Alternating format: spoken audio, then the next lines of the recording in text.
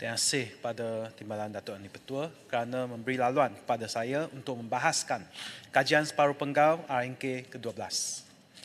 Pertama sekali, saya ingin memula dengan isu pelaksanaan subsidi bersasar. Ya, benar. Subsidi secara pukau dilihat tidak berkesan membantu rakyat terutama berpendapatan rendah kerana subsidi ini turut dinikmati oleh golongan kaya, warga asing dan perniagaan-perniagaan besar. Namun, sebelum kerajaan ingin melaksanakan subsidi bersasar, terutama terhadap subsidi petrol dan subsidi elektrik, kerajaan perlu mengambil kira kesannya terhadap golongan M40 serta kesan terhadap perniagaan SME. Sekiranya subsidi bersasar dilaksanakan, harga petrol RON 95 akan naik ke paras harga pasaran daripada RM2.05 sehingga RM3.22, iaitu naik 57%. Ini merupakan satu beban yang tinggi kepada golongan M40 dan juga SME. Kos pengangkutan akan melambung naik dan ini akan menyebabkan satu chain effect di mana harga barangan dan perkhidmatan akan naik dan seterusnya menyebabkan inflasi. Golongan M40 juga akan mengalami tekanan kewangan yang amat tinggi. Golongan M40 tidak mempunyai pendapatan tinggi seperti T20 yang membolehkan mereka menjalankan kehidupan yang lebih selesa. Golongan M40 juga tidak mendapat sebarang bantuan ataupun subsidi dari pihak kerajaan seperti B40. Ini akan menyebabkan golongan M40 mengalami middle income squeeze. Dengan penarikan subsidi petrol dan elektrik terhadap golongan M40, kehidupan mereka akan mengalami impak dan tekanan yang amat besar. Saya berharap pihak kerajaan dapat memperhalusi senario ini sebelum melaksanakan subsidi bersasar, terutamanya penarikan subsidi terhadap petrol dan elektrik supaya isu ini tidak dipermainkan oleh pihak pembangkang untuk meraih sokongan dan undi. Pihak kerajaan juga harus mempercepatkan usaha untuk mempromosikan tenaga baru seperti kenderaan elektrik, kenderaan gas hidrogen dan menggalakkan rakyat untuk memasang solar panel di kediaman untuk mengurangkan impak pelaksanaan subsidi bersasar terhadap petrol dan juga elektrik. Saya beralih kepada kenderaan elektrik. Saya menyambut baik pengumuman Yang Amat Berhormat Tan Bun bahawa Tesla akan melabur di Malaysia. Jumlah pelaburan yang dibawa oleh Tesla, limpahan-limpahan ekonomi dan jumlah pekerjaan yang akan dicipta oleh pelaburan Tesla adalah jauh lebih besar berbanding dengan 20 atau 3% equity bagi pelaburan asing yang hendak melabur di Malaysia. Ini merupakan satu langkah yang strategik dan sekaligus telah berjaya mencuri pelaburan Tesla daripada negara jiran Indonesia. Kerana sebelum ini Tesla telah pun dalam rundingan akhir untuk melabur di Indonesia sebelum membuat keputusan untuk melabur di Malaysia. Pelaburan Tesla merupakan satu game changer kepada ekonomi otomotif Malaysia dan juga pembuatan elektrik kereta di Malaysia. Beberapa dekad yang lalu, Malaysia telah kalah kepada Thailand dalam menarik pelaburan Toyota untuk membina kilang di Malaysia. Oleh kerana polisi mantan Perdana Menteri, perlindungan perdagangan terutamanya untuk melindungi kereta nasional Proton, tarif kereta import yang tinggi telah dikenakan terhadap kereta-kereta import. Ini mengakibatkan rakyat Malaysia terpaksa membeli kereta dengan harga yang lebih tinggi dan tidak mempunyai kelengkapan keselamatan untuk berpuluh-puluh tahun. Dengan pelaburan Tesla di Malaysia, saya yakin dalam masa akan datang, rakyat Malaysia bukan sahaja dapat membeli kenderaan elektrik dengan harga yang lebih murah berbanding dengan pasaran import ataupun grey market. Rakyat Malaysia juga dapat menikmati limpahan ekonomi dan jumlah pekerjaan pendapatan tinggi sekaligus membantu Malaysia menuju ke arah high income nation. Saya juga ingin mengulas tentang komen Pasir Mas yang mengatakan penggunaan internet Starlink oleh Kementerian Pertahanan ataupun tentera akan mencerobohi keselamatan negara.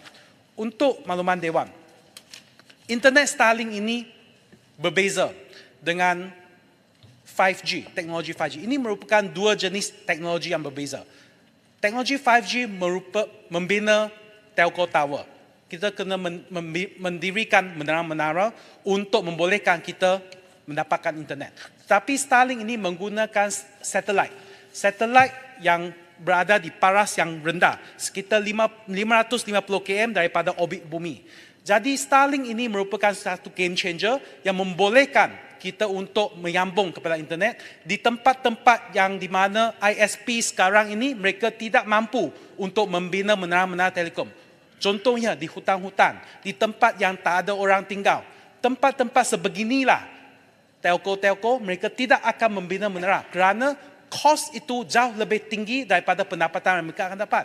Jadi Starlink ini mencipta satu peluang untuk kita menyambung internet ini di kawasan pedalaman ini. Dan ini bukan sahaja negara Malaysia yang negara pertama. Starlink telah pun memberi perkhidmatan internet kepada negara seperti Ukraine dan juga tentera Jepun juga sedang mempertimbangkan untuk menggunakan perkhidmatan Starlink. Dan dakwaan bahawa jika kita menggunakan internet Starlink, bahawa keselamatan negara akan diceburi adalah tak berasas. Oleh kerana kalau kita menyambung ke internet, kita ada cara untuk memastikan keselamatan data. Kami boleh menggunakan VPN. Apakah data yang kita disambungkan melalui Starlink adalah end-to-end encryption menggunakan VPN. Maka apa-apa keselamatan akan dapat dipertahankan. Yang Amat Berhormat Tan Bun juga telah mengumumkan 40 juta untuk menganjurkan sukan dalam KSP IMK ke-12. Ingin saya katakan di sini, jumlah 40 juta ini jauh tidak cukup jika Malaysia ingin membangunkan sukan supaya menjadi sebuah negara sukan yang hebat ataupun a great nation of sports. Saya bagi contoh, walaupun badminton merupakan bola negara Malaysia yang telah mendapat banyak pingat dan juara di peringkat antarabangsa, tetapi hakikatnya sehingga hari ini Malaysia belum lagi memenangi juara dunia bagi perseorangan lelaki.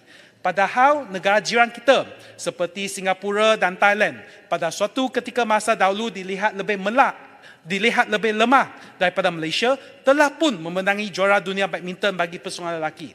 Loh Kian Yew yang dulunya dari Pulau Pinang, sekarang mewakili negara Singapura, telah memenangi juara dunia pada tahun 2021. Dan baru-baru ini Kun Lawut dari Thailand juga memenangi juara dunia perseorangan lelaki.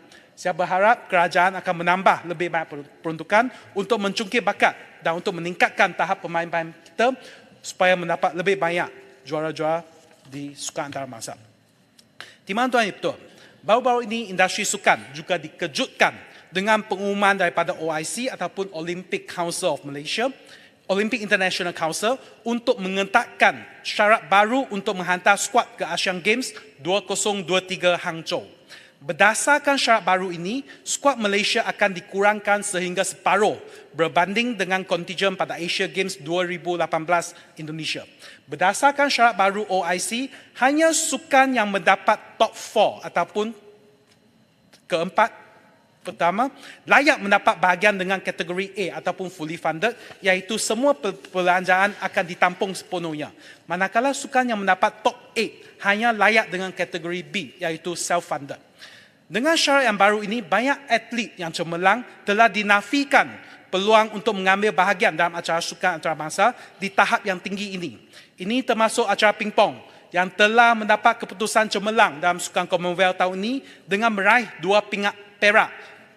Atlet-atlet pingpong telah dinafikan peluang untuk mengambil bahagian dalam Asia Games kerana mereka bukan merupakan sukan yang top 8. Walaupun Table Tennis Association of Malaysia mampu atau mahu mengeluarkan duit untuk perbelanjaan untuk mengambil tempat dalam sukan Asia Games, mereka tidak diberi peluang kerana mereka tak layak dalam kategori A walaupun kategori B. Kita harus faham bahawa hayat atlet ini pendek, tak lebih daripada 10 tahun. Dan Asia Games hanya dianjurkan setiap sekali 4 tahun. Jika mereka dinafikan peluang kali ini, kemungkinan pada masa akan datang, ia sukar untuk mereka melayakkan kepada Asia Games lagi. Dan Asia Games untuk acara pingpong ini merupakan tahap yang paling tinggi kerana kesemua negara-negara yang kuat dari segi pingpong adalah di dalam Asia. Seperti Jepun, China, Korea, semua di Asia. Jadi jika kita nafikan mereka peluang kali ini, mereka mungkin tidak ada peluang kedua lagi. Jadi saya harap KBS, Kementerian Belia dan Sukan, boleh campur tangan dalam hal ini dan mengarahkan OIC supaya melonggarkan syarat untuk mengambil bahagian dalam Asia Games. Saya tak tahu sama ada kita masih ada masa atau tidak untuk menukarkan syarat ini, tapi kalau kali ini kita tak mampu untuk menghantar skuad pingpong ke Asia Games, saya harap pada masa akan datang kita boleh melonggarkan syarat. Kerana Asia Games ini merupakan sukan antarabangsa. Jika atlet-atlet ini kita dinafikan untuk bertanding pada tahap yang sebegitu tinggi, bagaimanakah kita boleh tingkatkan tahap atau mutu sukan negara kita? Saya sarankan supaya kerajaan boleh melaburkan peruntukan yang lebih tinggi, bukan sahaja untuk mencukupi bakat-bakat daripada grassroots secara dari muda, meningkatkan infrastruktur sukan dan juga untuk menggaji jurulatih luar negara untuk meningkatkan tahap sukan di negara kita. Sekian sahaja perbahasan saya. Sekian, terima kasih. Terima kasih.